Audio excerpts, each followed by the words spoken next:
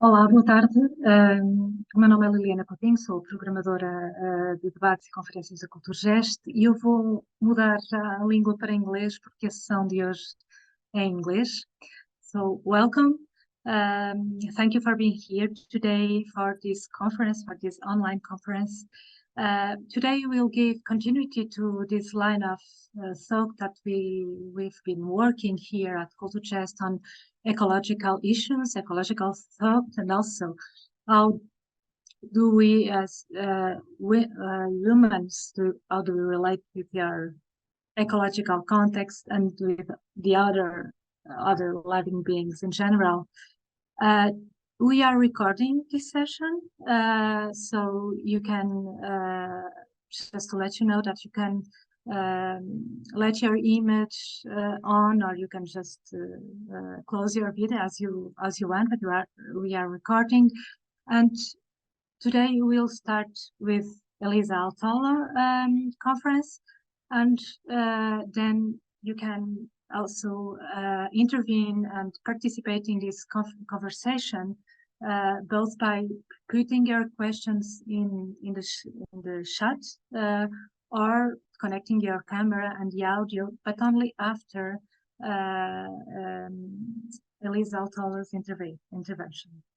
So, as I said, we have today Elisa Aaltola. Thank you very much, Elisa, for being with us today.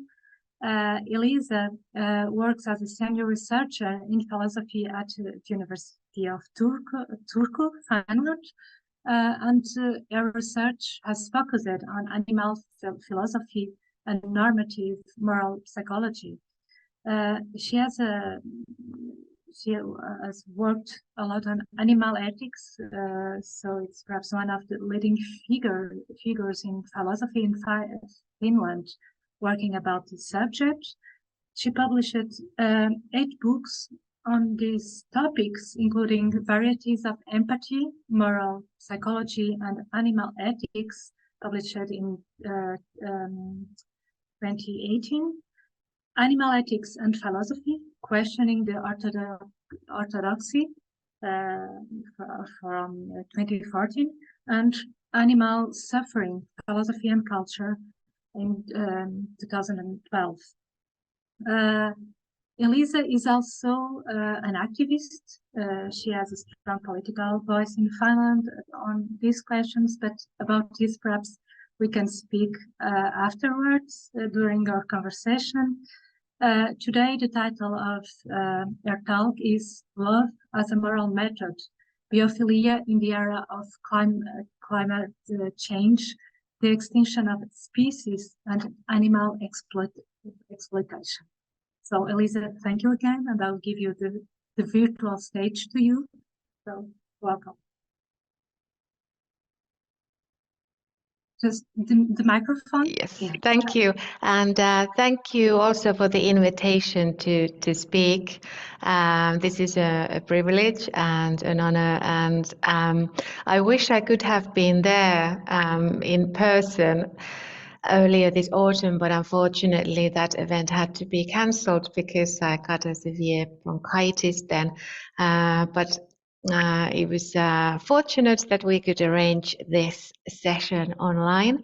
And yes, I'm a philosopher specialized in animal issues and also environmental philosophy. My official title is Associate Professor of Animal and Environmental Ethics. And I have been doing research on these issues for the past 20 years. And I also take part in political discussion in Finland, and I do public philosophy. So I like to try and bring forward animal and environmental ethical considerations to the media and the public sphere. But in the meantime, I also do a lot of research, and right now I have a project focused on the role of emotions.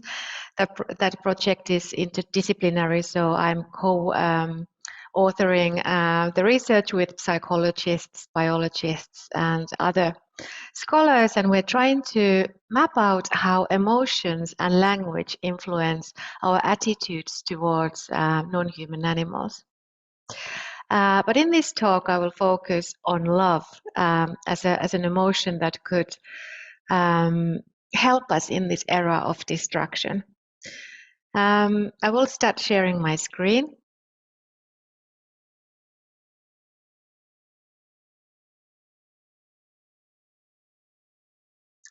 So the title has changed just a little bit. The title is now Love in the Era of Climate Change, Species Extinction and Animal Industries. In this talk, I will focus on love of nature and animals as a moral emotion that can help us to face climate crisis, species extinction, and animal suffering. My argument is that in this era of crisis, of which there are many, this era of violence, destruction, and death, it is not only knowledge and reason, but also love that is needed. We need to learn to love non-human nature and other species. We need to love forests, mountains, oceans, owls, bears, cows, bees, pikes, even insects. It is through moral love that we can come to appreciate what surrounds us and treat it with better care. In short, love allows us to preserve and safeguard rather than destroy life, and that is why we need it in this time of many crises, environmental destruction, and unimaginable animal suffering. Lilian mentioned my books. Here are my English books. I also publish a lot in Finnish, in my native language, and I now have 13 books, and my 13th book, my latest one, came out just last week. But unfortunately, you cannot read it, probably. But it's about the role of language in how we treat other animals. Philosophers Simone Weil and Iris Murdoch, among others, have placed love as a foundational moral emotion that allows us to comprehend what is good. The possible bridge between love and morality is relevant also to animal and environmental ethics, to the issue of how to treat our planet and its species. Yet, love of non-human nature and animals has received starkly limited attention in contemporary philosophy and culture. I have myself explored it in some of my works, including in the first book, shown here, Varieties of Empathy, Moral Psychology and Animal Ethics. And I have also studied it in some of my philosophical articles or papers.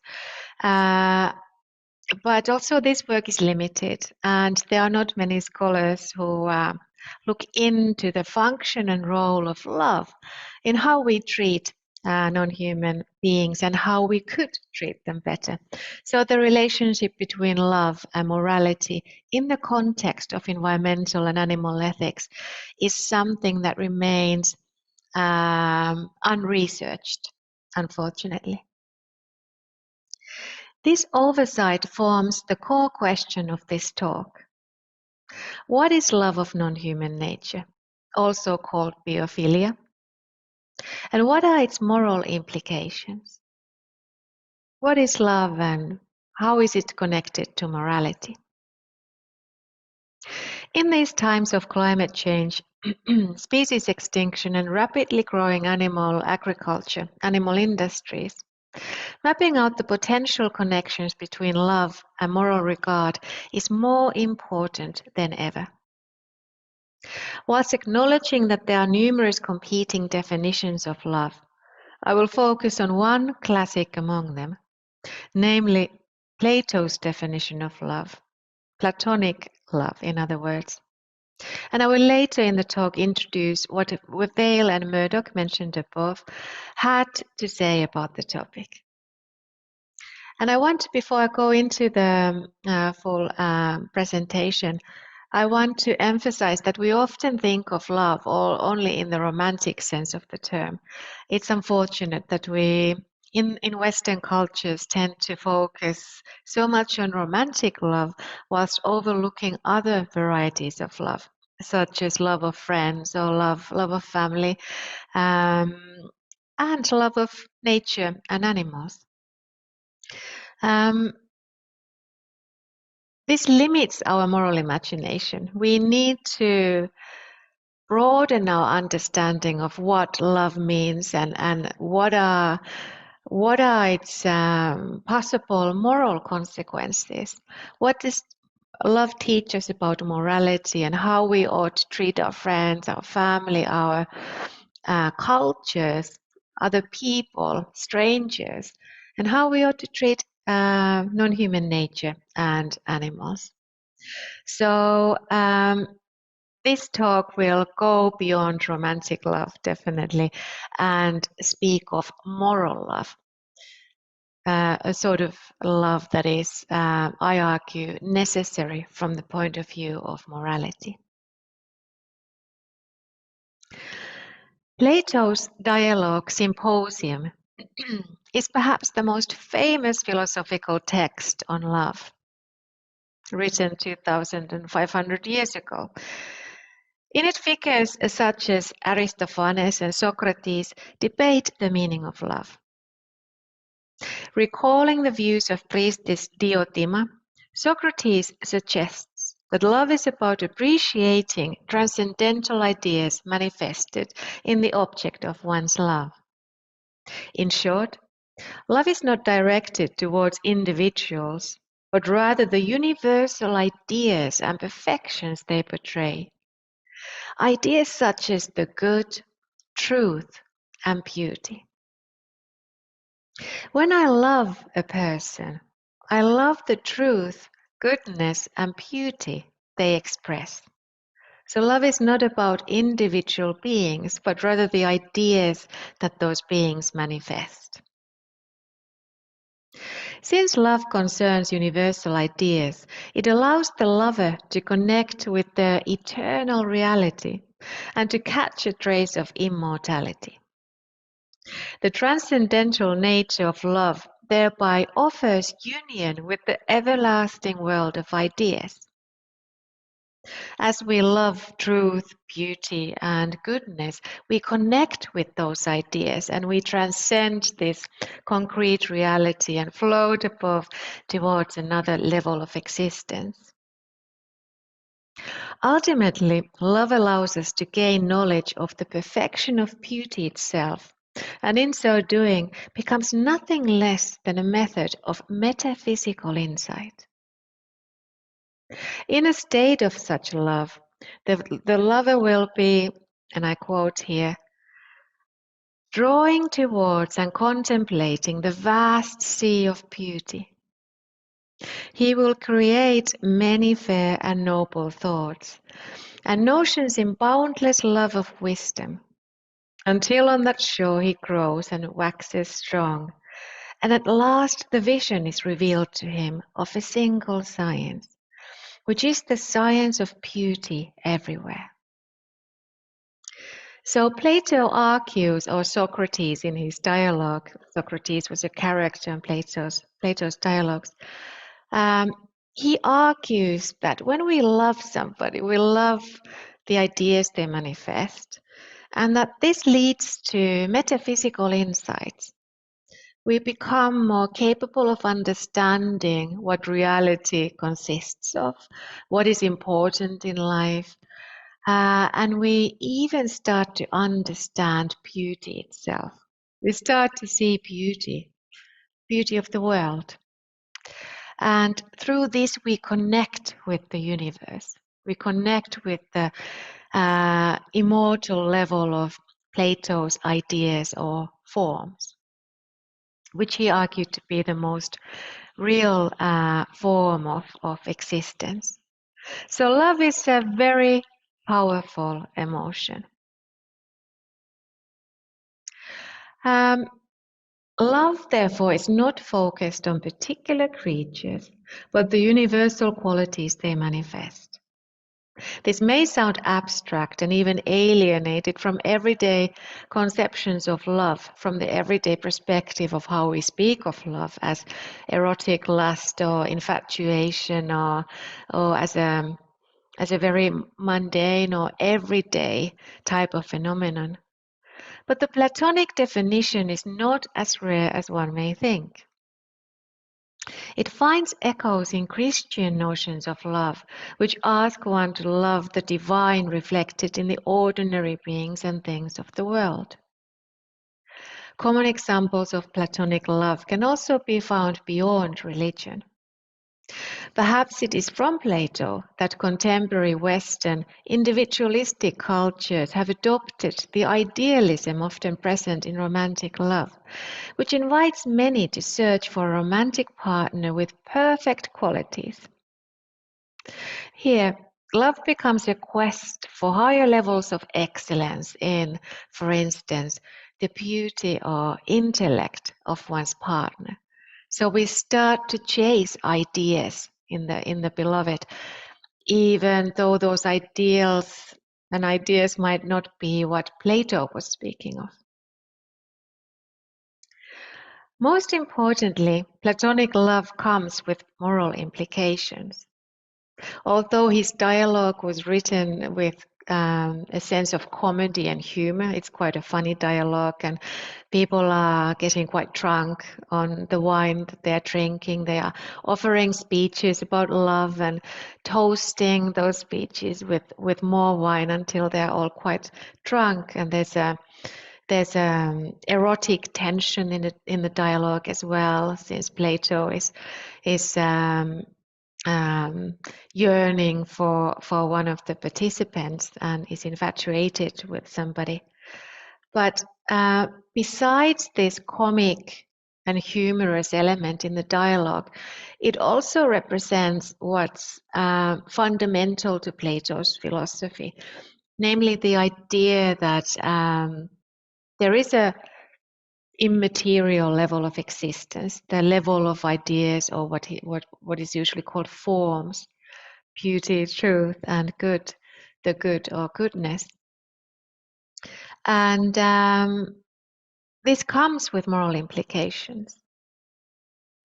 Love, understood in this serious sense, maintains a respectful stance toward the universal qualities it is enthralled with, and values both their independent existence and the individual manifesting them.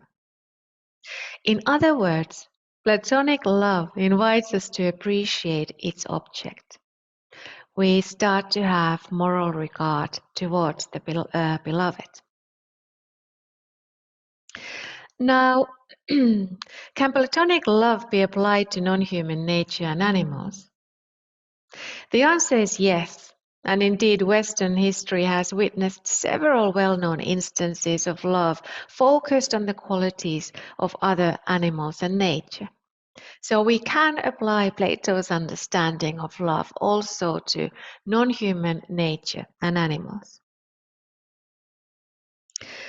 The philosopher Jean-Jacques Rousseau's writings on nature are one example. Throughout Rousseau's work, nature is depicted as the place of untainted qualities which the corrupt human society would do well to pay heed to. In his mind, non-human nature holds more truth, beauty, and goodness than human civilizations characterized, in his opinion, by competition and greed. So Rousseau had a very pessimistic and cynical understanding of human nature, and particularly modern or contemporary in his times to him, contemporary human societies. He argued that human civilization is filled with envy, greed, pettiness, egoism. And this has, in his opinion, brought us far away from the sort of humanity that existed in state of nature. And so nature to him represents something more pure. It is untamed, it is uncorrupt. and it manifests the Platonic ideas of beauty and truth and goodness. In Reveries of the Solitary Walker, which is his later work, Rousseau describes his yearning to be in nature and his love of forests, mountains, and the details of plant life.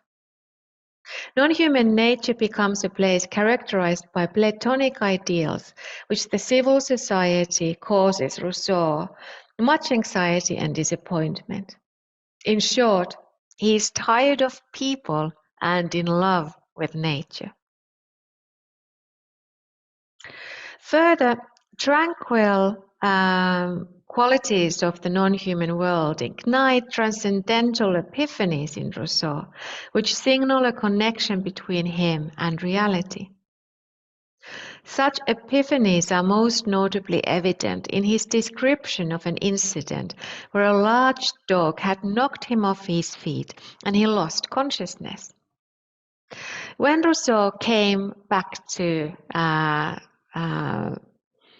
consciousness, when he regained his awareness, he described the following, and this is a quote. Night was coming on. I perceived the sky, some stars, and a little greenery. I felt a rapturous calm in my whole being, and each time I remember it, I find nothing comparable to it in all the activity of known pleasures. So after he was knocked down and hit his head and lost consciousness and was in this extremely stressful event, some hours later he awoke and saw stars and nature surrounding him, and he felt more joy than he has ever felt before. He suddenly felt connected to nature. He found his place in nature. And I think this manifests beautifully that he felt Platonic love towards that nature. He felt its truth and its goodness and its beauty.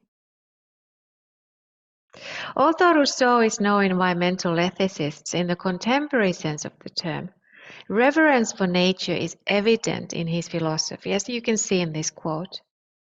Therefore, Rousseau's thoughts on nature echo Platonic love. I think this quote is about love. What else is it about? It's an ode of love to nature.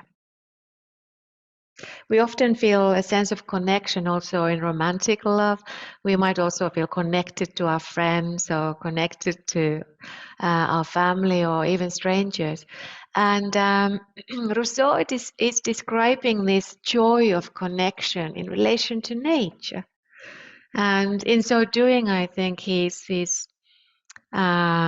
quite radical, because we still, in this day, we do not talk enough about this sense of joy that we can experience when we are in nature, when we witness starry skies or forests, or when we are in the middle of non-human nature.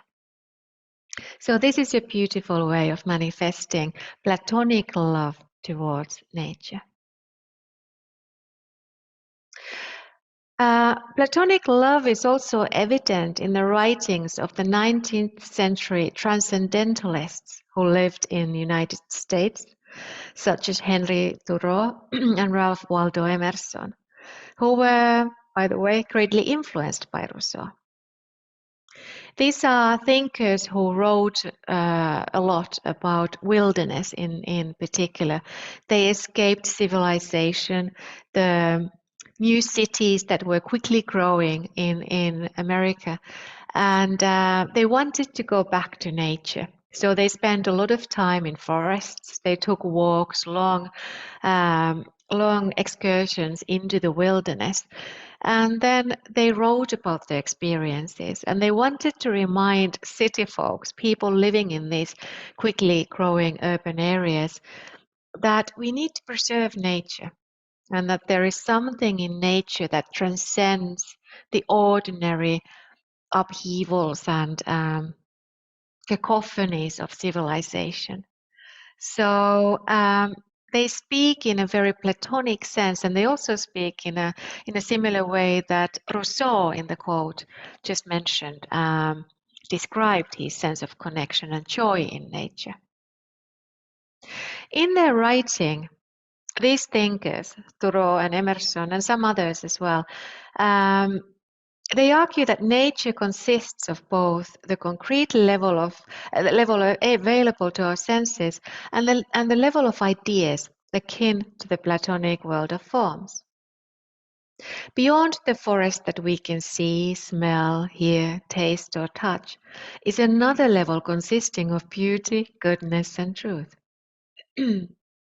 Excursions into the woods or mountains can thereby lead to transcendental epiphanies, capable of offering us glimpses of that which usually escapes the limitations of human understanding. It is in nature that we can certainly perceive truths, beauty, and goodness. I want to repeat these words because they're so fundamental to this form of love. Both Thoreau and Emerson also argue that nature is a source of knowledge, as they suggest that one's spiritual and intellectual growth benefits from engagement with non-human nature. So we can grow our intellect and our understanding of the world by venturing out into the woods, by spending time in nature.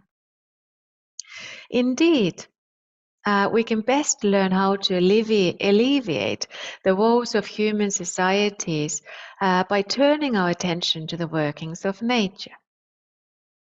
Here, transcendent qualities of nature fall in the category of what is often called sublime, as they escape precise analysis and invite ineffable, unspeakable awe.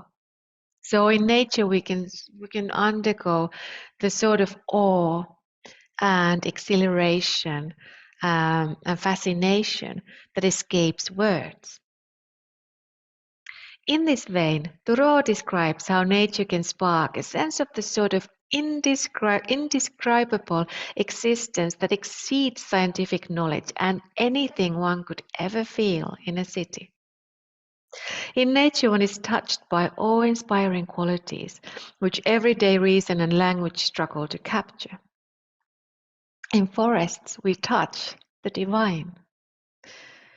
Importantly, the transcendentalists argued such experiences to interlace with moral appreciation of nature. When we awe at nature, when we are feeling rapturous, when we are feeling joy in the wilderness, we come to recognize its moral worth. It is not difficult to see how also transcendentalists echo Platonic love. The transcendentalist becomes enthralled with non-human nature after witnessing its beauty, truth, and goodness. Here, non-human nature represents an eternal and incredibly vast reality, akin to the world of forms, and contains ideas, the human mind and its corrupt and petty civilization, and the anxiety-filled cities and the stressful life of the industrial society struggle to comprehend. By becoming familiar with nature's ideas, one thereby gains contact with an eternal reality, the highest manifestation of Platonic love. In nature, we come to understand the true reality, what is truly real. It is not factories or streets or blocks of flats. It is not financial greed, or it is not industrial power or technology. What is true in this frame of thought is the truth of nature, which is fascinating and peculiar and often indescribable in words. It's something that we should constantly pay heed to and also learn to respect. This contact with nature can render us metaphysically wiser And it cultivates our moral character by reminding us not only nature's sublime or striking qualities, but also of the minuteness, the smallness of humanity amidst the immense, vast earth we inhabit. As a result, when loving a forest or other forms of nature, we love the qualities they represent, which makes us appreciate their moral value and even sacredness.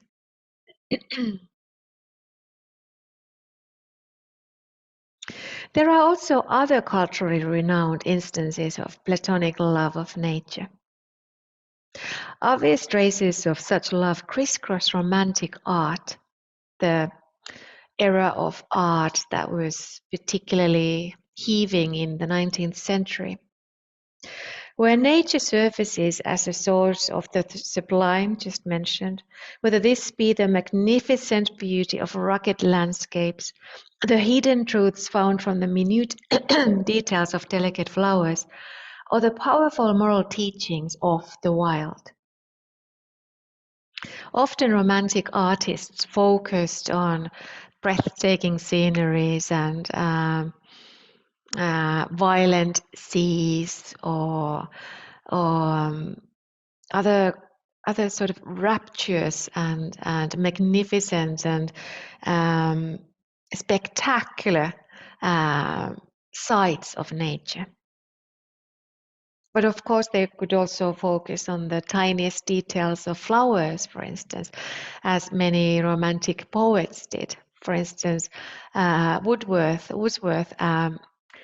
wrote a lot about the tiny details of plant life in a romantic sense. Again, beauty, truth, and the good emerge as the transcendent qualities of nature, and nature is accordingly portrayed as an entry point to metaphysical revelations. Apologies, an entry point which the Romantic poet, painter, or composer seeks to capture in their art.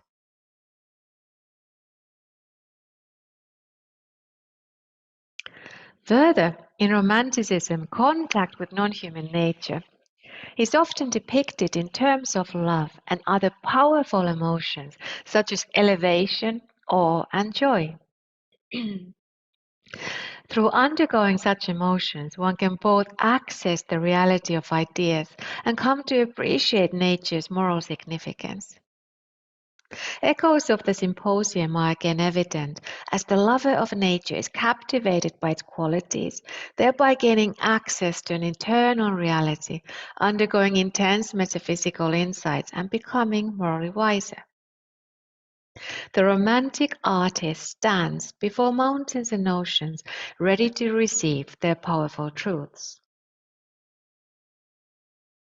Therefore, Platonic love, as applied to the love of non-human nature, finds examples in Rousseau, Transcendentalism, and Romanticism, to name just some specific forms of examples. But what about Platonic love of non-human animals? Also, it is, of course, quite possible. Such love locates truth or beauty in, for instance, wolves or crows, and includes a realization of the ontological unison of the animal world, which again comes with a sense of contact with the primordial elements of that world. Further, such love comes with moral concern for animals.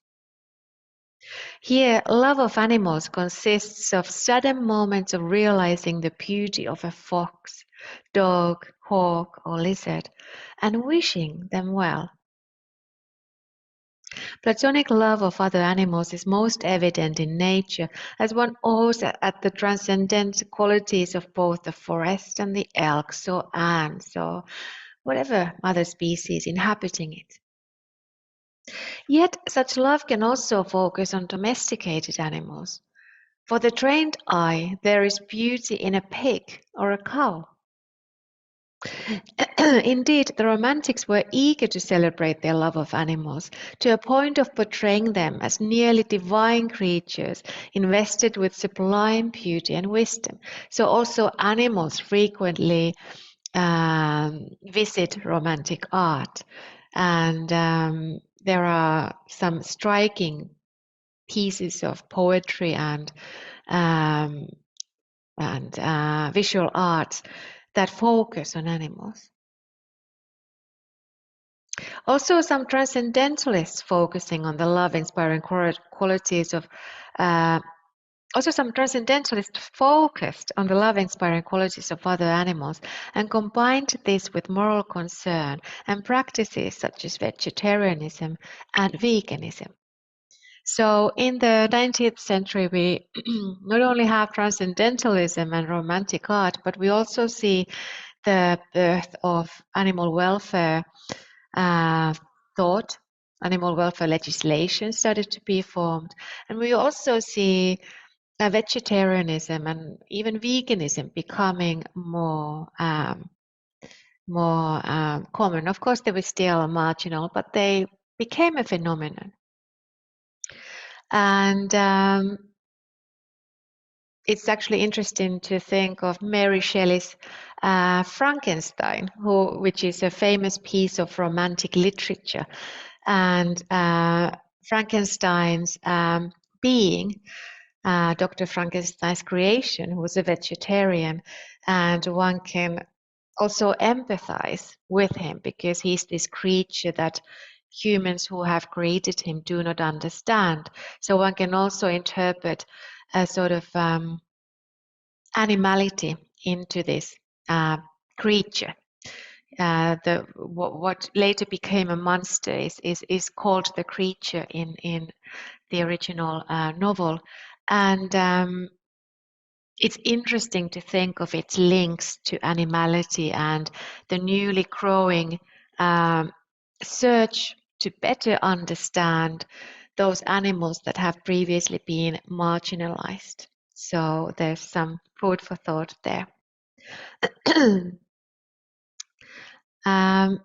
So now I have explained what Plato's love means and how it can be applied to love of nature and animals, and how Rousseau, transcendentalists, and romantic art have exemplified this variety of love.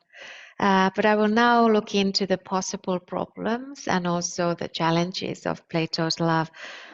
But before that, I will emphasize that we need to also bring Plato's love, Platonic love, to contemporary times by modifying it somewhat. In order to make Platonic love more suited to the contemporary world, it is wise to alter the qualities it focuses on. It should be brought to the current century, whereby one does not necessarily love only beauty, truth, and the good, these ideas that Plato focused on, but also other qualities pertinent in our times.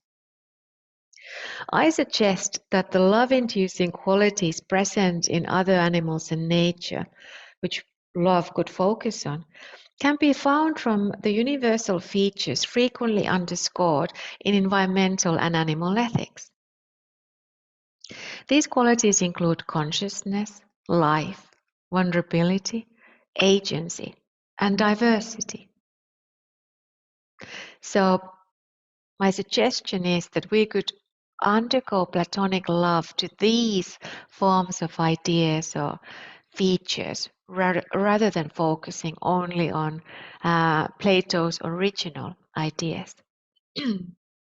When gazing at the sea, we can feel love of the astounding variety and diversity of existence and species. When faced with an elk, our love can focus on the intricacies of consciousness and agency.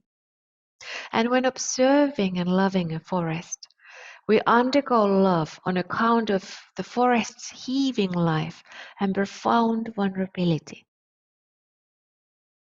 So we can love the consciousness, life, vulnerability, agency, diversity manifested in the animal world, and non-human nature.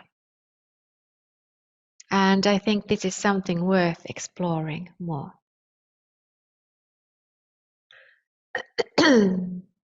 I will also first, before going to the challenges, remind of the benefits of Platonic love. Platonic love presents intriguing possibilities for future animal and environmental ethicists. And ethics in general, it presents intriguing possibilities for any human individual and how they think of their moral relationship with nature and animals.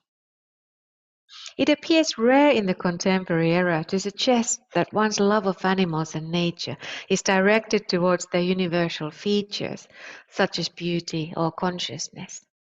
We rarely speak of love focused on consciousness or even beauty of animals. We rarely speak of love of non-human life. We can speak of love of our own lives or perhaps the lives of our closest human beings, but far too rarely we speak of loving the minds, the agency, the life manifested in non-human animals.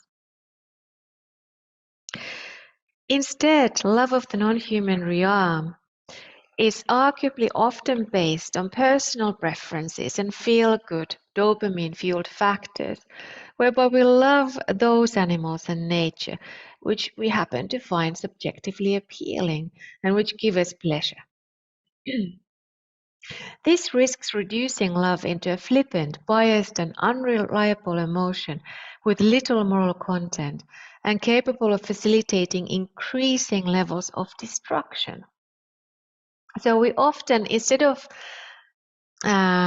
feeling love of directed towards the qualities of other animals, the sort of qualities that have moral pertinence and relevance, we feel love towards their cuteness, for instance, because it feels good for us. It's nice. It's a comfortable feeling to look at cute animals, and therefore we get this fluffy feeling, this very obvious and warm emotion, which is ultimately based on our own gratification, the fact that we want to feel nice in the company of animals. And this can be destructive because then we no longer witness the animal as they are in themselves. The cow in this picture might be overlooked when we focus on cute cats, for instance. And I'm not saying that there's anything wrong in finding cats appealing or thinking that they are cute. I myself have 3 rescue dogs, and I think that they're extremely cute and they cause a great deal of warm feelings in me. But if this is what love is reduced to, we are in trouble, because we will not be able to see beyond our own sense of personal gratification, in a sense. We want to feel good in the company of cats and dogs, and this might make us overlook other animals who might be less cute, who might cause less of those warm feelings in us. And this again allows us to destroy those animals, to treat them in ways which is extremely harmful for them. This risks reducing love into a flippant, destructive emotion. One example of such destructive love are people, and this applies also to nature, who eagerly venture into aesthetically pleasing landscapes and national parks, posting images of breathtaking sceneries online, whilst causing damage to nature by driving or flying very long distances in order to get to these places, and by littering, trampling, and scaring off local wildlife and perhaps causing wildfires. Again, I love to venture into the woods. I'm not saying that there's anything wrong in going to national parks or sometimes even driving to them. But it's telling if we limit our love of nature to such instances of being in the midst of something awe-inspiring, something extremely beautiful, and if we at the same time cause damage to that nature. So in our search for positive feelings, in our search for those awe-inspiring moments, we might cause harm to that very nature. Another example are dog breeds such as pugs, who are bred to look cute and lovable in order to fill us with pleasing feelings, pleasing affects, but who are suffering from serious health problems due to their neotenic appearance, for instance, their lack of proper airways, their short snout. So because we want to see cute dogs with huge eyes and small skulls and small noses, we breed animals who themselves are suffering because of this desire of ours to see baby-like cute animals. And this again highlights how love can connect with destruction. A third example is the peculiar blend between love of animals and disregard for the suffering of farmed animals, which I already mentioned to some extent. A phenomenon psychologists have termed the meat paradox. Indeed, one can also speak of the love paradox, which refers to a state wherein we claim to love X, love, for instance, a forest or a dog, whilst destroying them, and which appears common in relation to other animals and nature.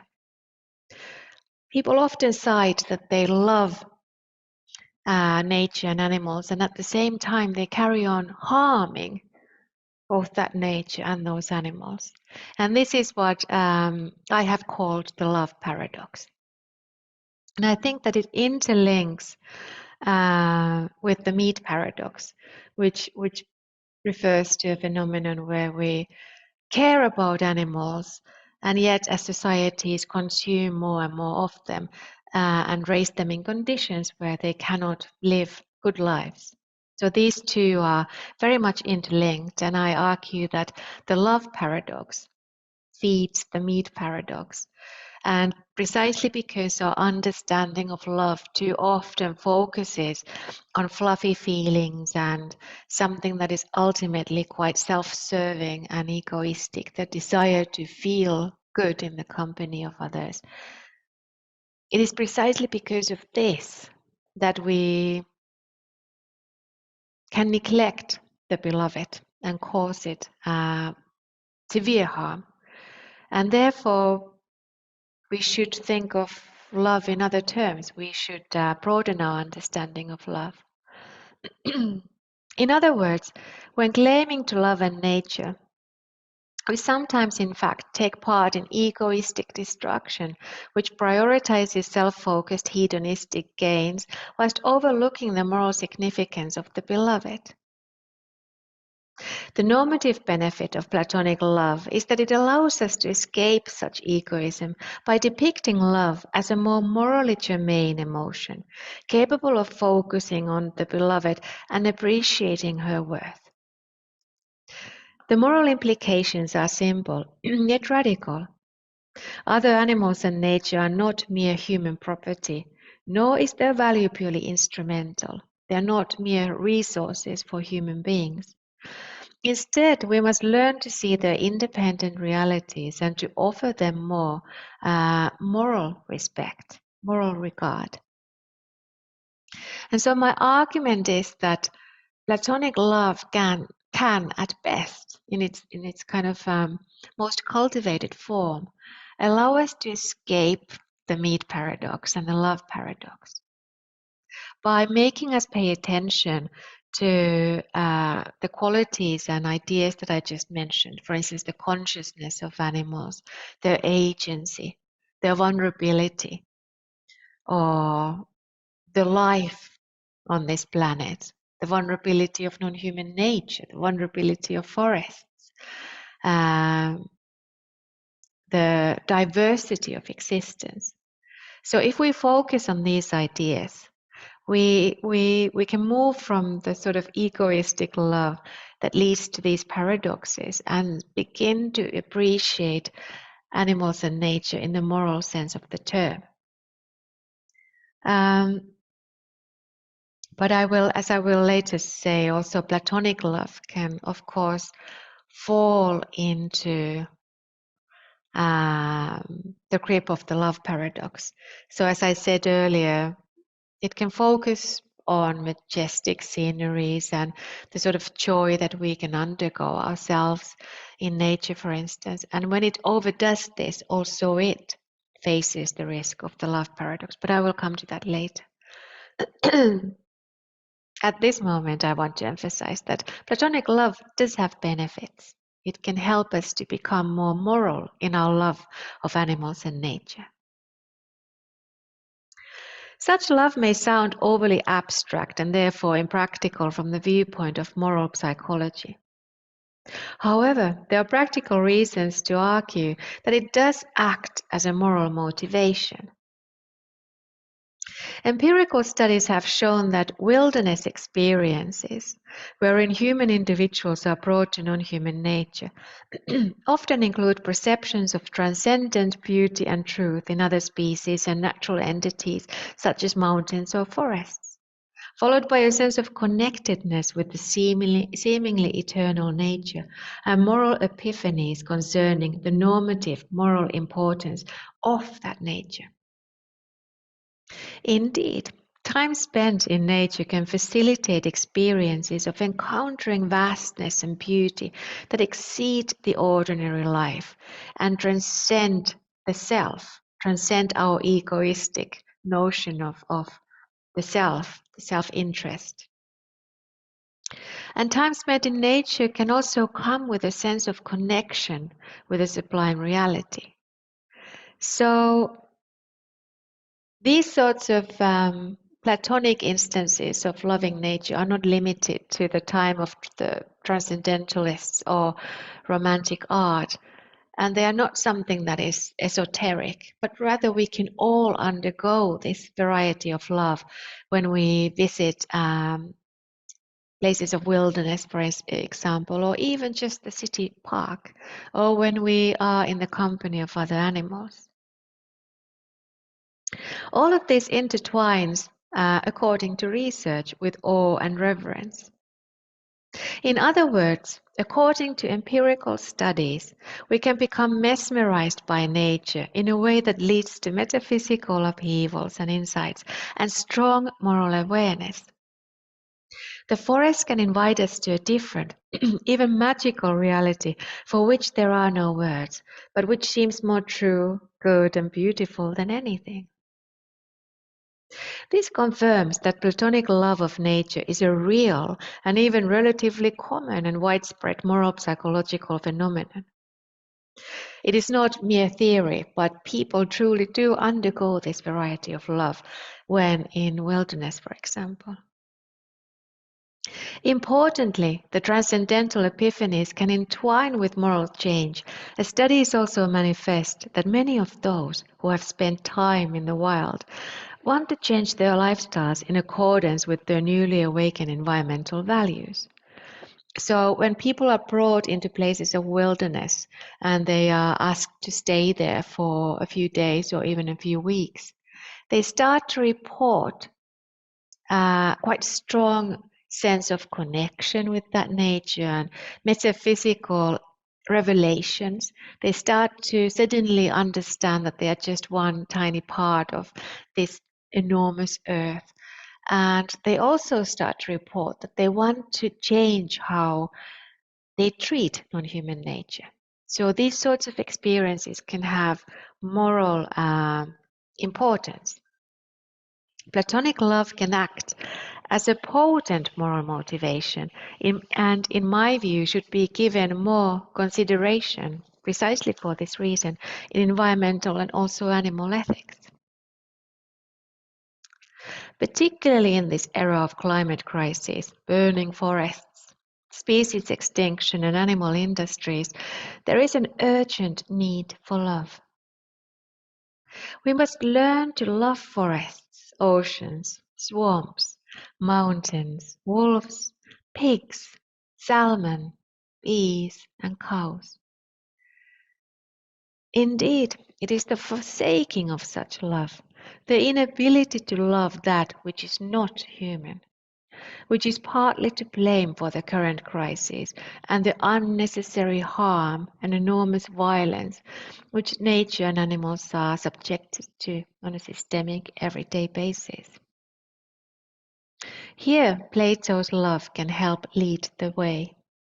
We need more love of nature and animals. In the picture, you can see why.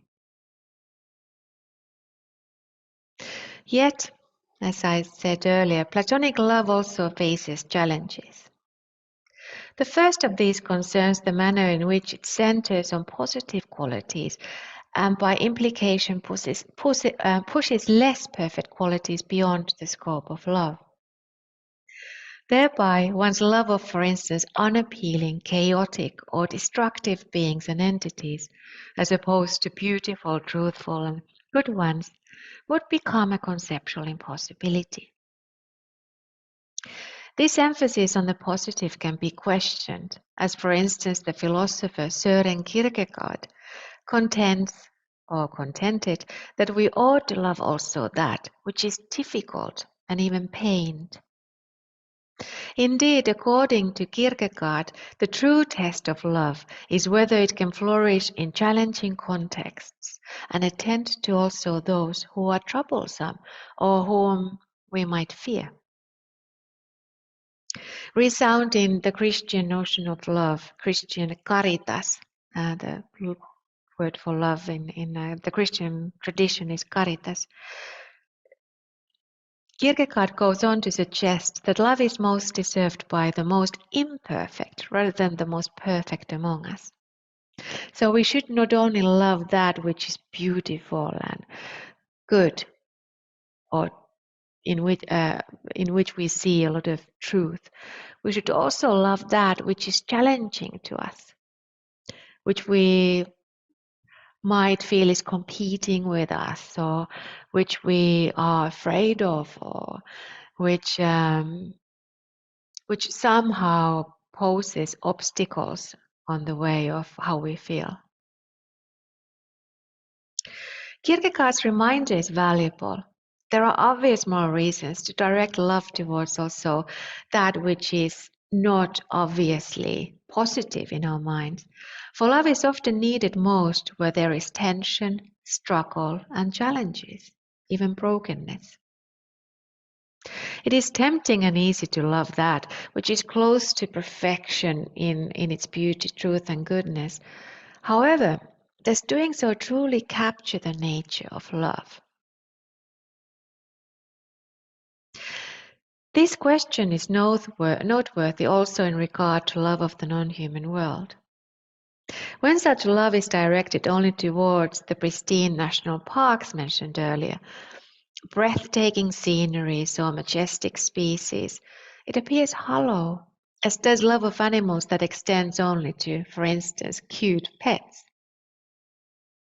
The risk is that, despite of its lofty aims, Platonic love is reduced to feel-good factors.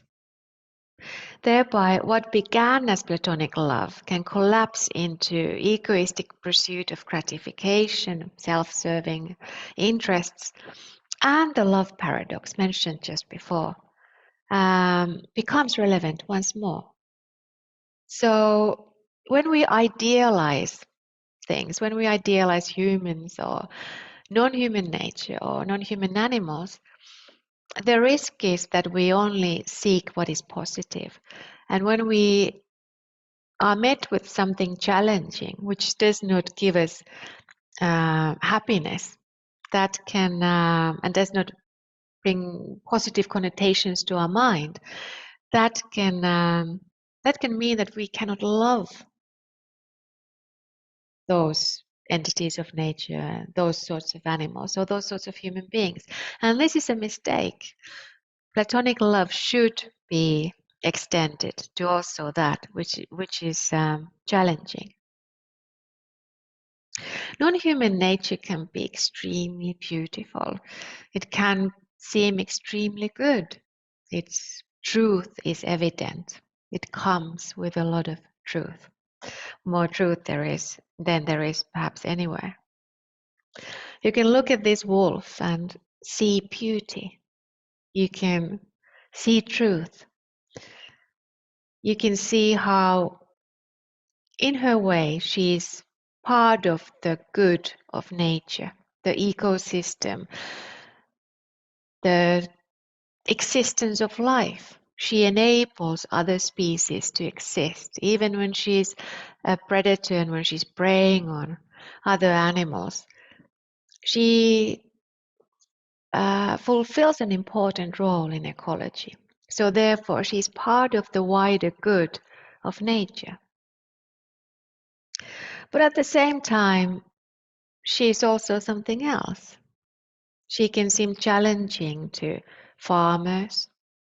In Finland, where I speak from, there's constant tension between farmers and those who want to preserve wildlife, such as wolves. And many farmers want to see wolves eradicated and killed altogether, because they do not see the wolf in light of positive qualities. They only see the wolf in as somebody who is extremely negative, because the wolves can prey on sheep, or they can kill reindeers. They can cause damage to the financial interests of human beings.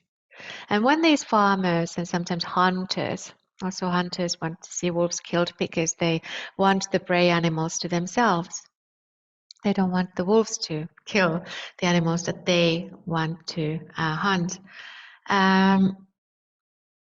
When they focus their love only on positive, when they say that they love nature because it's filled with beauty and it's full of things that connect them to the truth or even the good of nature, and many farmers and hunters do say this, they feel a sense of connection with the wilderness. When they focus only on the positive and fail to love that which is challenging, we are in trouble. That sort of love becomes self-serving once more. Non-human nature is often messy. It's aesthetically difficult. It can be violent and even dangerous. Immaculate landscapes are relatively rare, and in place of them stand marshes, thickets, and arid lands filled with the ever-present danger of illness, injury, and death. Moreover, next to joy, nature comes with sometimes immense violence and suffering. In short, whilst the transcendentalist lover may feel elated at the sight of colossal mountains, intricate flowers, and majestic elks, nature is often ordinary and even unappealing to the senses, and colored by constant cycles of destruction and death. This being so, the danger is that when following Platonic love, much of nature is excluded from moral appreciation. As a solution to this problem, and following Kierkegaard, I propose that the test of our love is whether it can extend to aesthetically and effectively challenging groves or swamps, to crop-destroying swamps, and for instance those animals frequently categorized as dangerous or as vermin. Can we love other animals and nature also when their qualities appear undesirable from the perspective of human interests, and when they cause economic losses, discomfort, or worry? Can we love nature and animals who do not have, in our opinion, in our vested interests, from the point of view of our egoistic interests, perfect qualities? Can we love the wolf? Can the farmer love the wolf?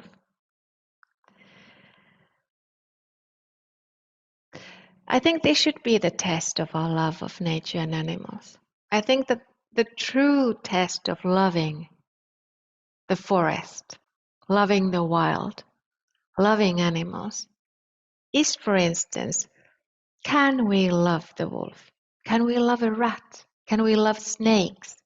Can we love messy, hot, difficult, arid lands and swamps and thickets where it's difficult to move? Can we love all of nature? Can we love animals that somehow challenge our financial interests or egoistical pursuits? This is the true test of love of nature and animals. Extending love to also standardly negative or challenging qualities does not require us to forsake Platonic love. First, even when non-human nature is not idyllic at first sight, its troublesome features can ultimately enable the existence of more perfect qualities, whereby the mosquito-covered thicket emerges as a source of intricate diversity, and whereby violent deaths facilitate life. In this reading, love is an intellectual process dependent partly on the cultivation of one's ability to understand the qualities of other beings and things as truthful and beautiful, even when they first appear as challenging. The wolf is challenging to some people, but she is nonetheless beautiful. She is still manifesting the good, she is still manifesting her truth. And this is what we need to see. What seemed displeasing may reveal itself in a new light. Rats cease to be vermin and instead manifest as creatures of intelligence and rodentic exquisiteness. Wolves appear as beautiful. Second, the qualities which we love need not be categorized into positive or negative. What suffices is that they are worthy of love. Similarly, as human imperfection may be worthy of love despite of the fact that its fragile edges can sometimes cause harm, those parts of the non-human world that potentially threaten human interests, from inconvenient animals to unappealing or destructive events in nature, may be worthy objects of love. So I'm arguing that it's not only about the positive qualities that we should focus our love on, but on qualities that are worthy of love. Another challenge concerns expendability.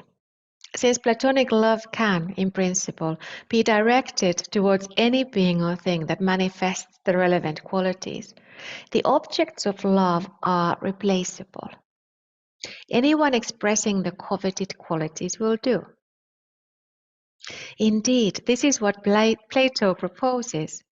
We should not get stuck on one beautiful person, but rather love the beauty in all. Although to some this may sound refreshingly liberating, it also means that one could easily discard one's dog or home forest if another dog or a forest with similar qualities was on offer. Such discarding would even be logically necessary in situations where the newly found dog or forest came with superior qualities. Here, Platonic love goes against a common intuition that love will not treat the beloved as disposable or expendable.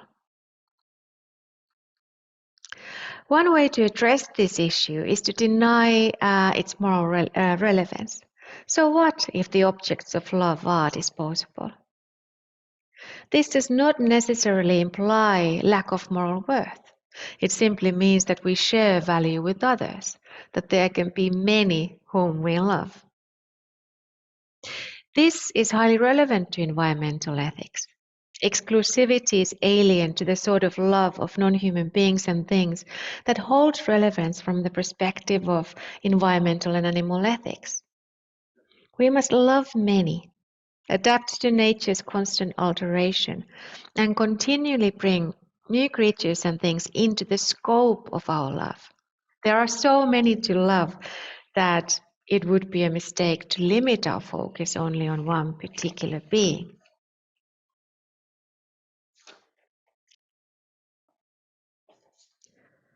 However, expandability also poses significant problems for environmental and animal ethics. Some thinkers have argued that if we can replicate a forest, the original loses its value. Such musings are not only theoretical, for biotechnologies have brought forward novel options for both replication, whereby species that went extinct long ago can potentially be brought back to life, and modification, whereby new hybrids or even species can be brought to existence. These options underscore the environmental risks, the ethical risks of expandability. Why worry about the destruction of non-human beings and things if they can be replaced, perhaps with even superior versions, through future technologies? This risk is evident also on a planetary scale, as the Elon Musks of this world dream of making Mars habitable, so that Earth can be forsaken when its nature has been depleted and destroyed.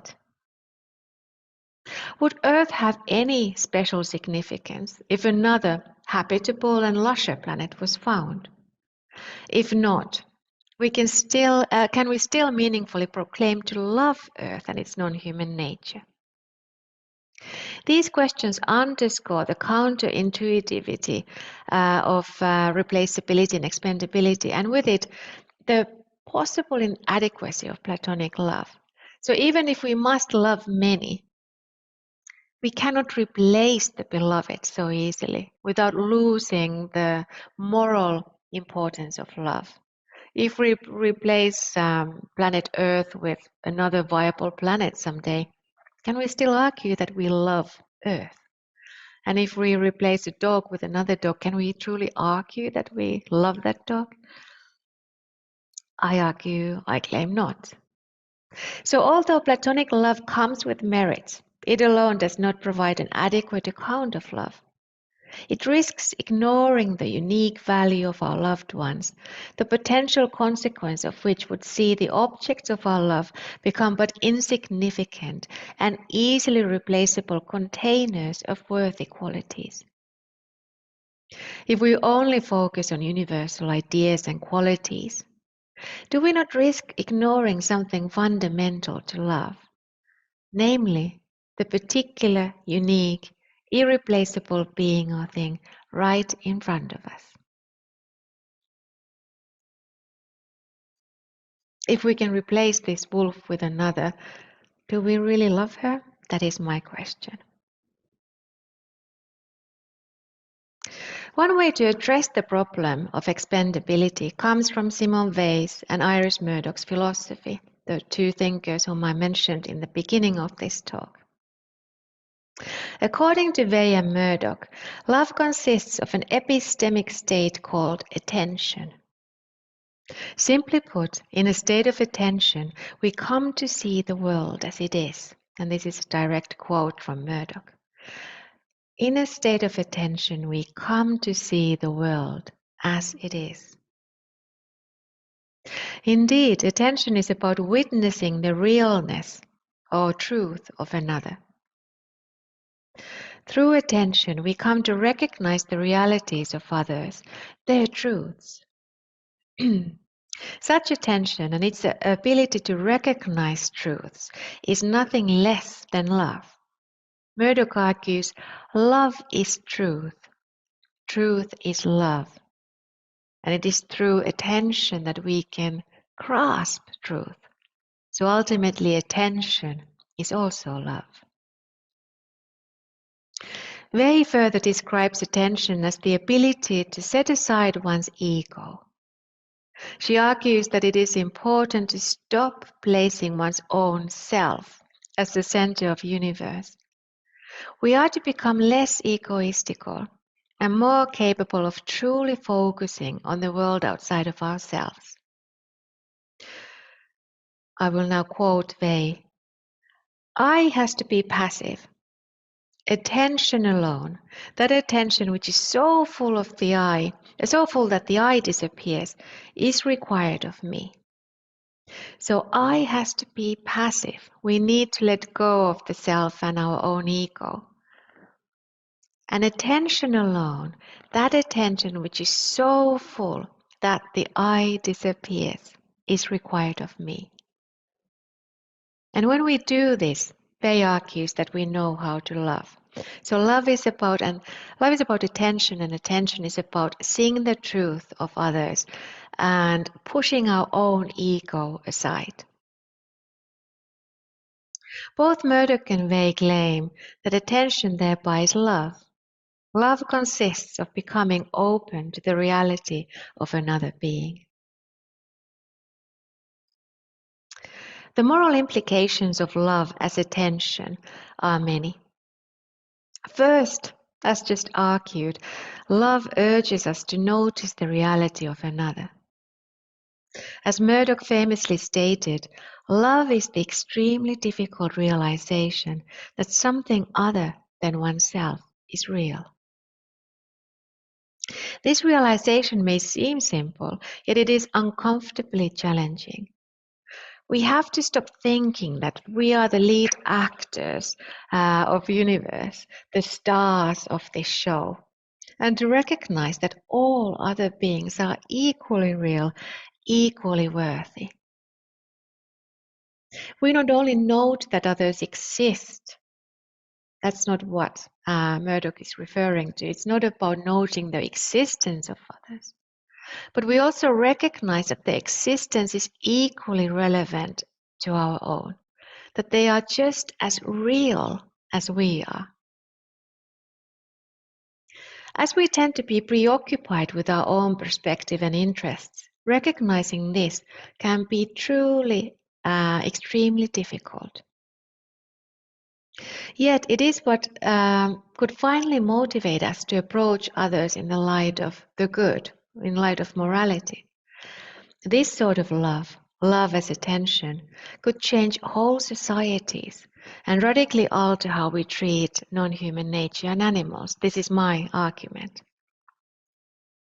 Second, by eroding egoism, attention facilitates a recognition of the interconnections and unison between oneself and the other.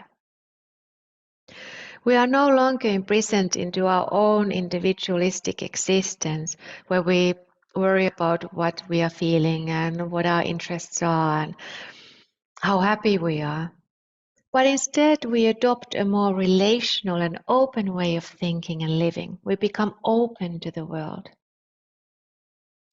Indeed, Murdoch describes how attention, and I here quote her, reveals a natural way of experiencing the interconnectedness of things, their beauty and strangeness, their liveliness in and to our consciousness as ours, and it also as independent witnesses to reality.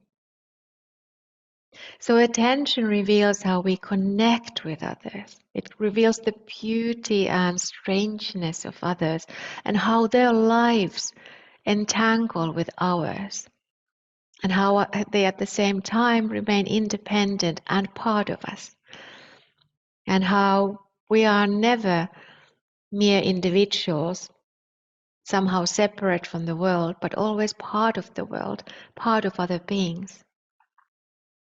This regard for connections paves the way for the possibility of an environmental and animal ethics, wherein it is not only the beloved individual, but also our relationships with her and others, which emerge as morally significant. Thirdly, and most importantly, also the uniqueness of another is the focus of our attention. Attention allows one to notice the details and specificity of another, and thereby it is through attention that the uniqueness of another being comes into a fuller view. Bay explains this via a metaphor of suddenly seeing more clearly in the dark, and she states, "We see the same colors, we see the same sound, but not in the same way."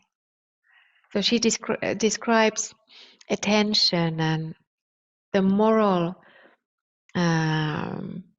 level of attention with a scenery where we are walking on a dark street, and we see a shadowy, murky shape in the distance, and we cannot quite understand what it is.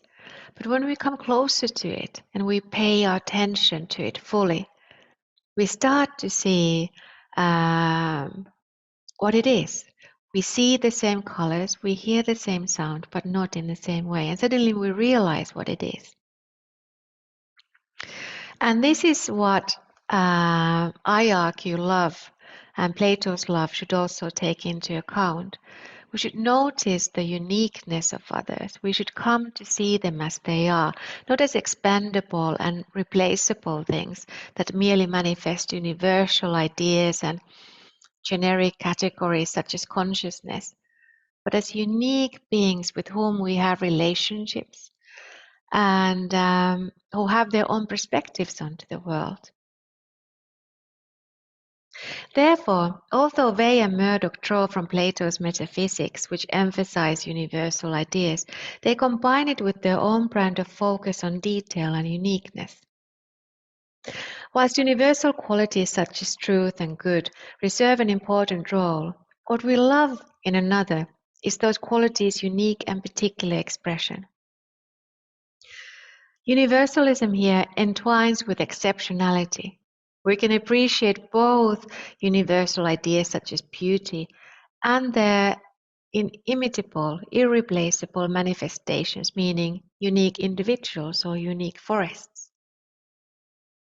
This again provides an answer for the above problem of expendability. The beloved is not replaceable because they are wholly exceptional and as such unique.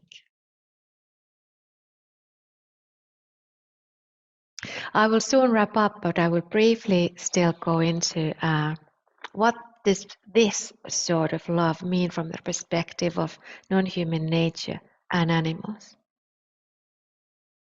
To begin with, I argue that developing attention requires the letting go of anthropocentric presumptions concerning human perfection.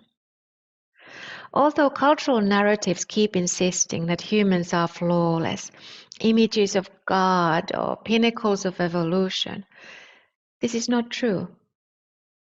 We're surrounded by anthropocentrism, which states that we are the center of the universe, that human beings are all that matters. And we want to think that we are above the rest of nature and animals. But this is hubris. This is not true.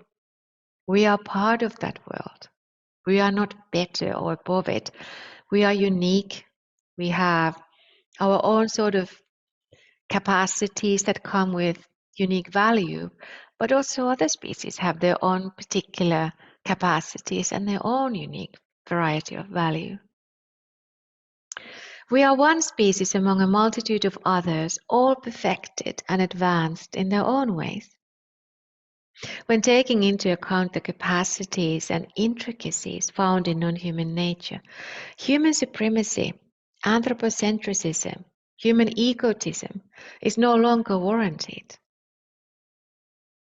This brings into question the anthropocentric ethos and culture, always prioritizing human interests at the cost of non-human flourishing, at the cost of forests and wild species and domestic species.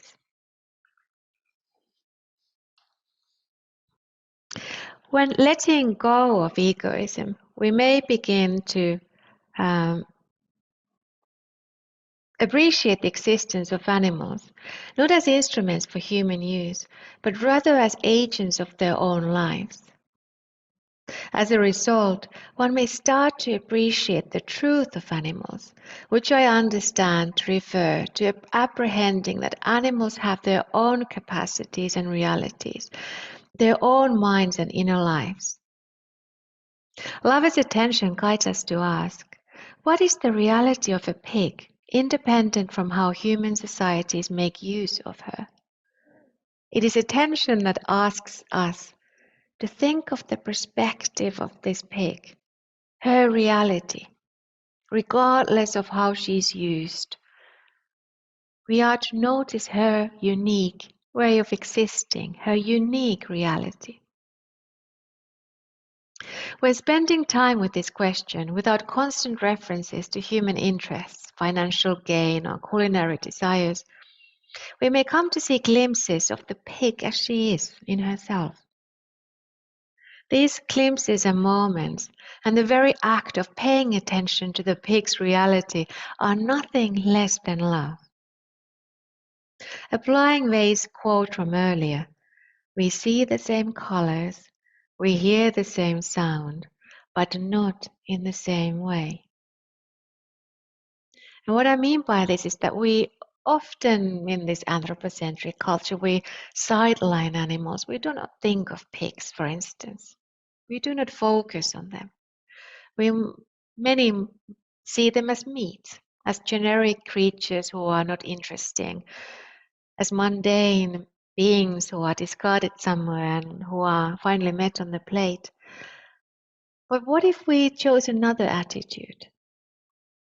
What if we paid attention to the reality of this pig, or cows, or hens, or dogs, or any variety of animal?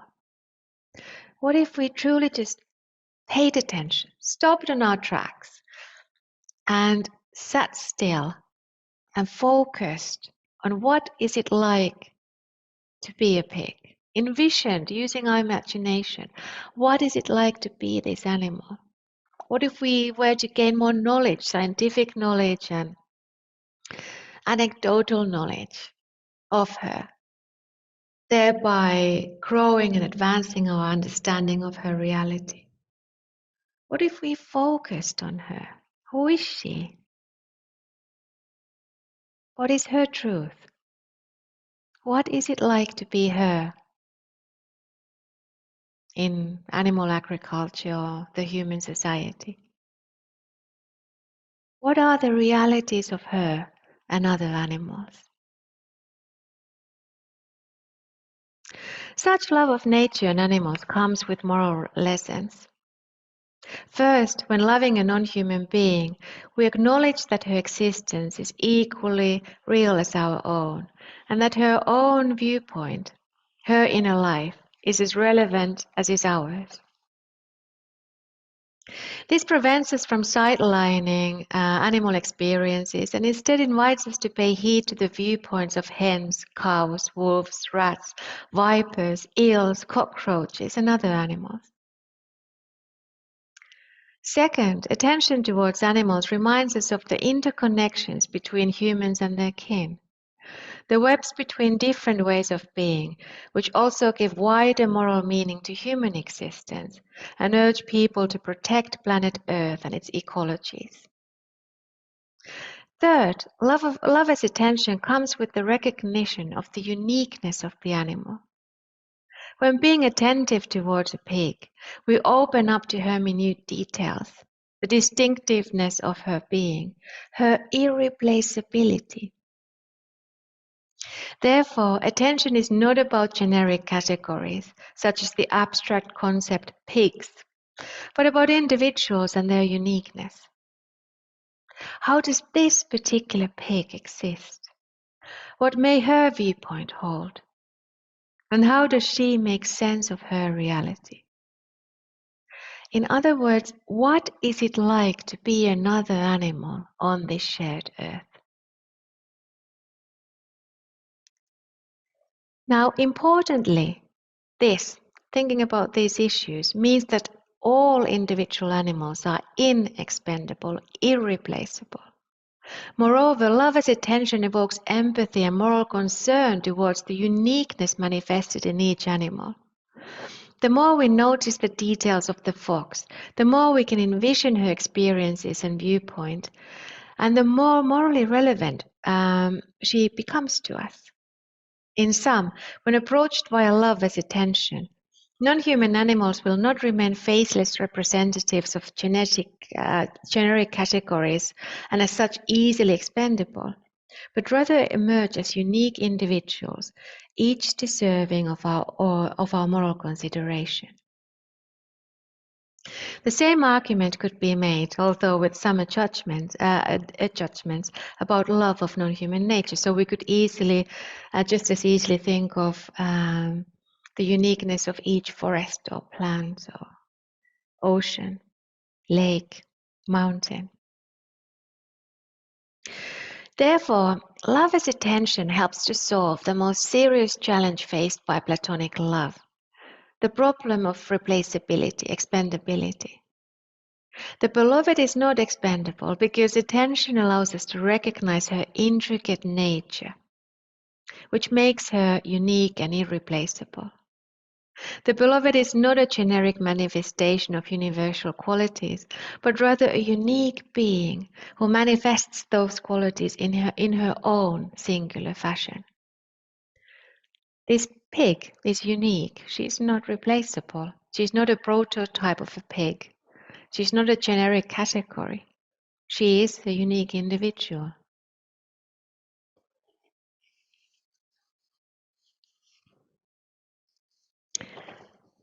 To conclude, actually I still want to say something. The Western culture often acts as if animals are generic categories. We speak of animals in very generic terms. And in my own research, I have argued that this is one reason for lack of love and moral concern towards other species. When we see them as very generic, prototypic, stereotypic categories, we cannot feel empathy or love. And this serves a purpose. It is easier to maintain animal agriculture, intensive animal farming, which disallows animals to lead good lives. It makes it easier to forget the moral cost and the suffering that we are causing to these sorts of pigs when we think of them as generic categories. It is easier to violate her when we think of her as one big generic word, such as the pig, and we do not focus on her unique individuality at all. And so I claim that we should start to pay attention as love, towards individual animals. Notice their individuality, because as studies show, they also have cognitive abilities. Each animal is a cognitively capable, minded individual, particularly if she belongs to mammals or birds or fishes or even insects, crustaceans, lobsters. Many animals are minded. Studies show that they have minds. This means that they are individuals in the true sense of the term. And love should focus on that individuality, which makes each animal also irreplaceable and unique. She is irreplaceable and unique. So witnessing nature and animals, I was wondering where that line is. There it is. Witnessing nature and animals is real. That is something that we, in this era of crisis, should strive towards. That is something that is missing. Noticing the real individuality, the reality of each individual animal. That is our challenge. And that is what love is all about. To conclude, Platonic love can teach us how to appreciate the truth and beauty of the surrounding world and how to consider it in light of what is good. As such, it is desperately needed in this era of climate crisis, species extinction, and animal suffering. We need to learn to see the truths and beauty of also other species than our own. We need to learn to love Earth and its beings. Yet, albeit morally constructive in many ways, Platonic love struggles particularly with the challenge of expendability, replaceability. Love as attention, as outlined by Way and Murdoch, helps to solve this problem by reminding us that it is not only the qualities of the beloved that draw us to her, but also and primarily her unique way of existing, which love can help us to appreciate as real.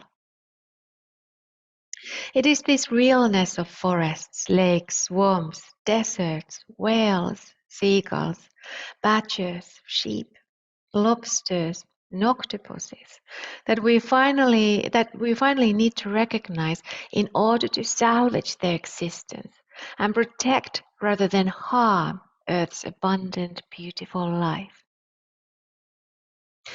Therefore, it is this capacity to love, both the universal characteristics, the consciousness and agency and beauty of species and other animals, of nature, but also their uniqueness, the capacity to pay attention to their unique realities. It is this capacity to love both in the Platonic sense and in the sense of attention that our era of systemic, immense destruction is in desperate need of. We need to learn to love non-human nature and animals.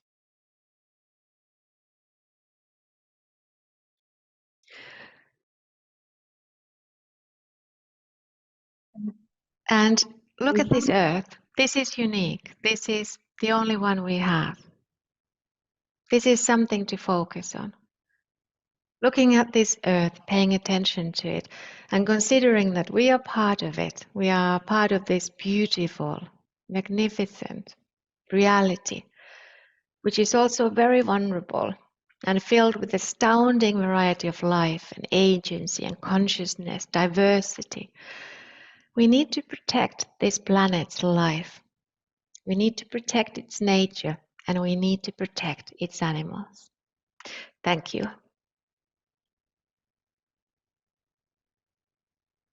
Thank you. Thank you, Elisa.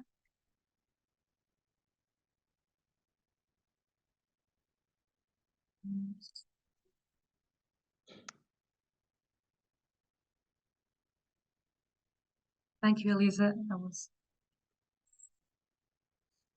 Elisa, thank you very much for your inspiring talk and also for all this path from this Platonic perspective on love and also the challenges that we have when we look at it from this contemporary perspective.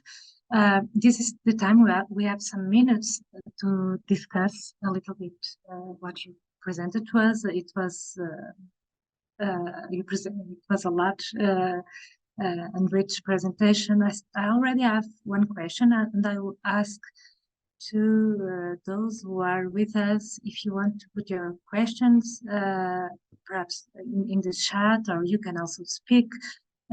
Please, if you decided to put your questions orally, just try to be to synthesize. So I have one question, because I was just another thing to those who want to put questions. You can put them in English or in Portuguese, and I can translate the questions in Portuguese in English. I have a question because from the beginning, I was thinking about this definition of love, and I was thinking about a definition of love that comes from the field of biology, from the Chilean biologist Humberto Maturana, someone that I'm very fond of his work, because I think that he really opens perspectives, and he wrote this book. Its name is The Biology of Love, and he gives a very precise definition of what love is, and I have it here. That is, love is that domain of relational behaviors in which the other arises as a legitimate other in coexistence with oneself. And somehow it seems that this definition helps us to address the challenges that you presented when we see love through the lenses of Plato, for instance. And he also has this in an article where he wrote about this idea that love expands intelligence, and he tells a very short history about it. When he was walking with one of his sons, and he was, I will tell you very shortly, because it's very simple and it's very clear the way that this idea of love as a domain of a relational domain in which the other arises as a legitimate other in coexistence. So this idea of coexistence is quite a key, I think. And he says, we talk about love as if it were special and rare, something difficult to achieve, but it is a really ordinary thing. But it is special in a different way. When the emotion of love is there, vision expands. Many, many, many years ago, I was walking with one of my sons, Alejandro, who was about 7 then. We were going through a field of twistles, and I was opening a space with my stick by patting the twistles aside. Suddenly, my son asked it, "Father, why don't you love twistles?" And there I was stopped, suddenly seeing that I was what I was doing. And when I stopped being aggressive towards twistles, I saw them, beautiful violet flowers. I could see a path between them without destroying them.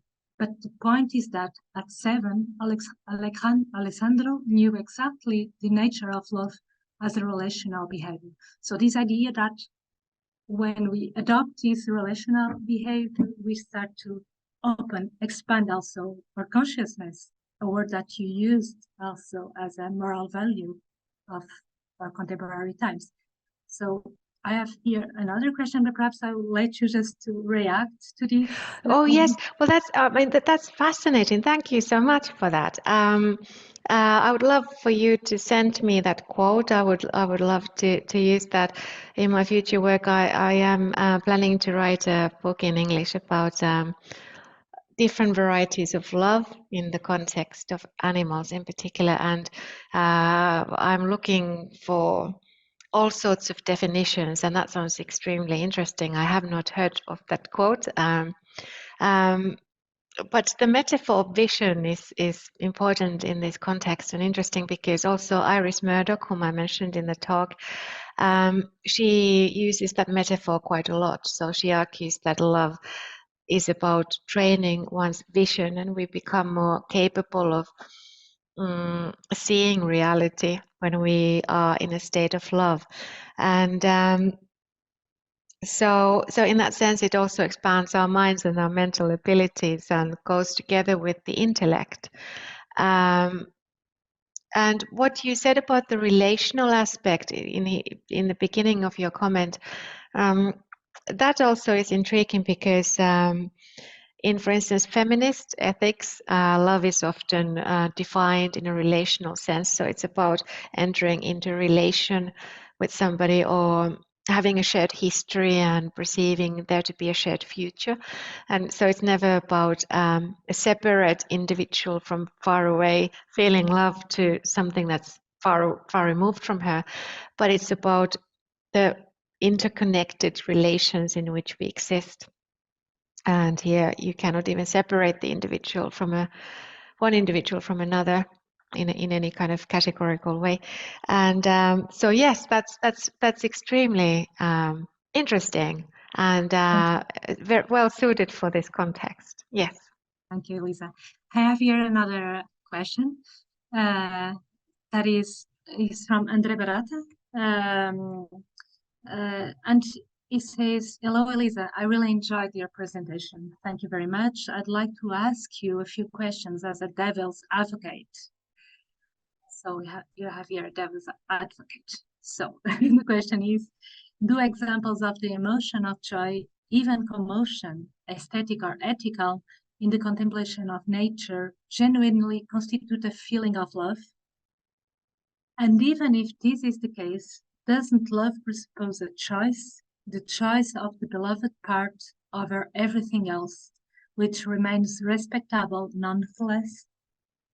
Do we want a choice that, even if it is not selfish, still distinguishes the loved part from the unloved part as the basis of our affective relationship with nature, even with the whole cosmos? Or can we love everything in a platonic way without losing the uniqueness of the beloved? Lots of questions. Yes, I'm reading it also. There's a lot in there. Let me take a second.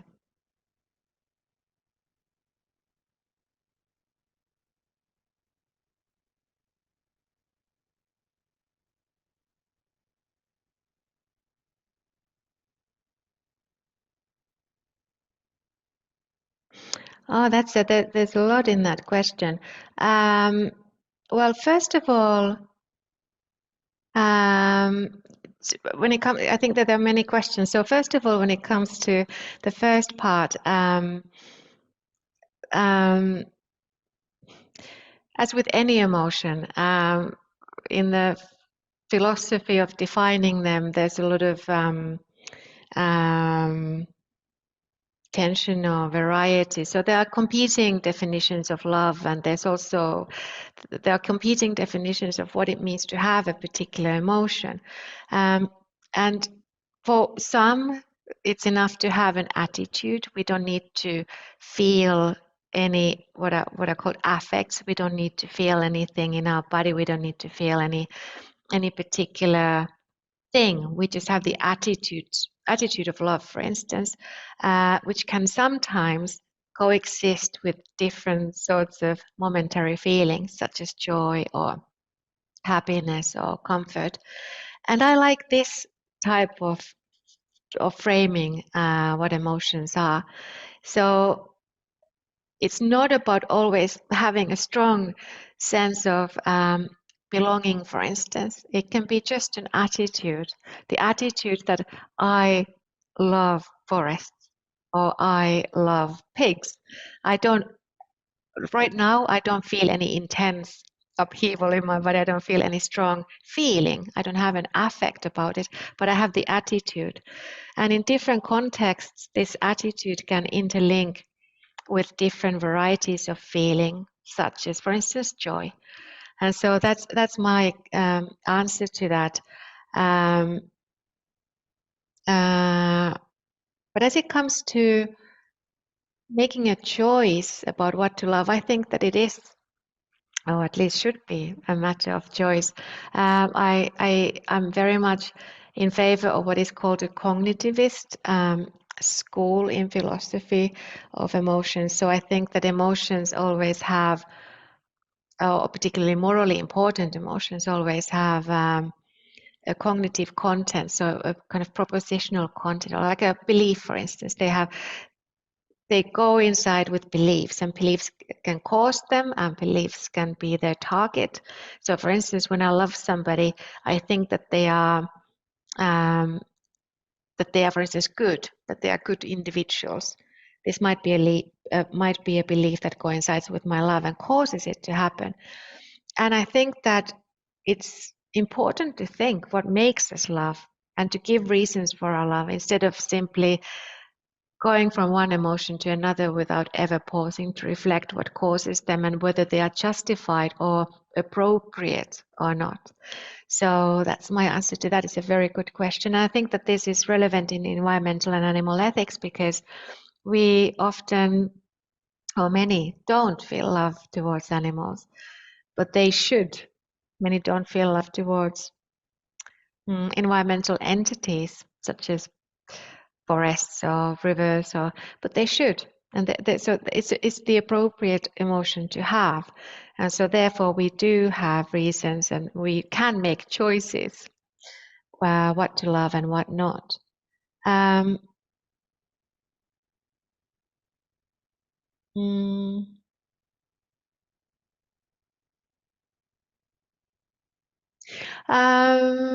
And the last part is extremely important, and it's something that I wrestle with because there are some philosophers who have argued that we cannot love everything. The very concept loses its meaning if we love the entire world, if we love the entire cosmos. So we must separate that which is lovable and that which is not. But then if we follow Plato's philosophy logically, then and apply it to the environmental and animal context, then it's easy to see how we should love all of animals, or we should love all of nature, because they manifest truth, and or there's consciousness there, or whatever the idea is or the characteristic is that we love. So I think that as an attitude we can love all of nature, or we can love all of animals, but then you must separate different levels of love. And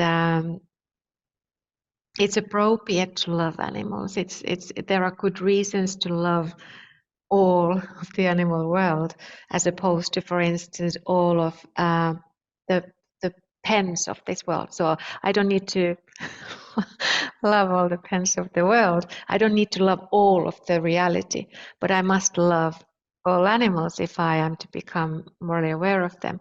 But then there are levels of attachment. For instance, I'm more attached to my dogs than to a strange dog, and that gives a particular content and a particular level to that variety of love.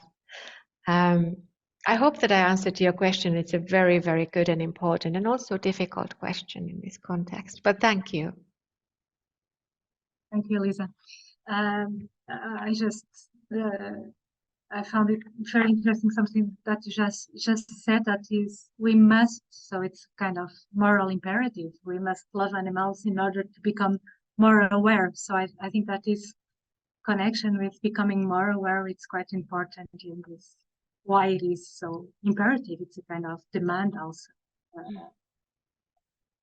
Yes, and I now see that it was from Andre, the question. So yes. Hello, Andre. Hello, Andre. In fact, just I think I mentioned it. We had a collaboration also with Portuguese Society of Philosophy, and Elisa Aaltola was also giving a talk some weeks ago in this context. Portuguese Society of Philosophy, and Andrea was one of the bridges for this. I would like to know if there are any other questions. Please let me know in the chat. If not, because we need to stop at 8:30. If there's no other questions, I have just one more. Well, I could have more, but just one. And I will just say that is, you mentioned in the beginning that you do public philosophy. So you have this political activity also around this subject that you spoke today.